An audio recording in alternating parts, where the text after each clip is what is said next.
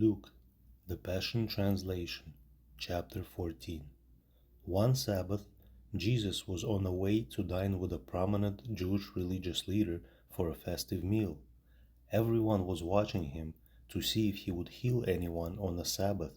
Just then, standing right in front of him was a man with his limbs suffering from edema. Jesus asked the experts of the law and the Pharisees who were present, "Does the law permit a man to heal on a Sabbath day? Is it right or wrong?" No one dared to answer him, so Jesus turned to the sick man, released healing to him, and sent him on his way. Jesus said to them all, "If one of your children or one of your animals fell into a well, wouldn't you do what you could to rescue them even if it's on the Sabbath?" There is nothing they could say. All were silenced. When Jesus noticed how the guests for the meal were all competing for the seats of honor, he shared this story with the guests around the table. When you are invited to an important social function, don't be quick to sit near the head of the table, choosing for yourself a seat of honor. What will happen when someone arrives who is more distinguished than you? The host will bring him over to where you're sitting and ask for your seat, saying in front of all the guests, "You're in the wrong place. Please give this person your seat."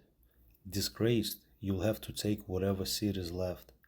Instead, when you're invited to a banquet, you should choose to sit in the lowest place. When your host comes to see you there, he may say, "My friend, come with me and let me seat you at a better place." Then, in front of all the guests at the banquet, he will honor you by seating you at the place of the highest respect. Remember this: everyone with a lofty opinion of who he is and who seeks to raise himself up will be publicly humbled, and everyone with a modest opinion of who he is and chooses to humble himself will be raised up before all. Then Jesus turned to his host and said, "When you throw a banquet, don't just invite your friends, relatives, or rich neighbors, for it is likely that they will return the favor. It is better to invite those who never get an invitation. If you invite the poor to your banquet, along with the outcast and the handicapped and the blind, those who could never repay you the favor, then you will experience a great blessing in this life, and at the resurrection of the godly, you will receive a full reward." When they heard this, one of the dinner guests said to Jesus, "Someday God will have a kingdom feast, and how happy and privileged will be the ones who get to share in that joy." Jesus replied with this parable: "A man invited many to join him at a great feast. When the day for the feast arrived, the host instructed his servants to notify all the invited guests and tell them, 'Come, for everything is ready for you.' But one by one, they all made excuses. One said, 'I can't come, I just bought a property and I have to go look it over.' Another said, 'Please accept my regrets, for I've just purchased 5 teams of oxen and I need to go make sure that they can pull the plow.' Another one said, 'I can't come, I just got married.' The servants reported back to the host and told him all of the excuses. The master became angry and said to the servant, 'Go at once throughout the city and invite anyone you find, the poor, the blind, the disabled, the hurting, and the lonely. Invite them to my banquet.' When the servant returned to his master, he said, 'Sir, I've done what you asked, and there is still room for more.' The master told him, 'All right, go out and this time bring them all back with you. Persuade the beggars on the streets, the outcasts, even the homeless. Insist that they come and enjoy the feast so that my house will be full.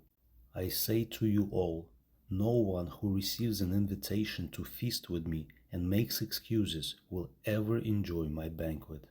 As massive crowds followed Jesus, he turned to them and said, "When you follow me as my disciple, you must put aside your father, your mother, your wife, your sister, your brothers. It will even seem as though you hate your own life. This is the price that you'll pay to be considered one of my followers. Anyone who comes to me must be willing to share my cross and experience it as his own, or he cannot be considered to be my disciple. So don't follow me without considering what it will cost you. For who would construct a house before first sitting down to estimate the cost to complete it? Otherwise, he might lay the foundation and not be able to finish. The neighbors will ridicule him, saying, "Look at him. He started to build but couldn't complete it." Have you ever heard of a commander who goes out to war without first sitting down with a strategic planning to determine the strength of his army to win the war against a stronger opponent?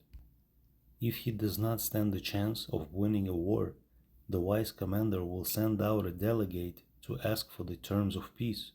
Likewise, unless you surrender all to me, giving up all you possess, you cannot be my disciple.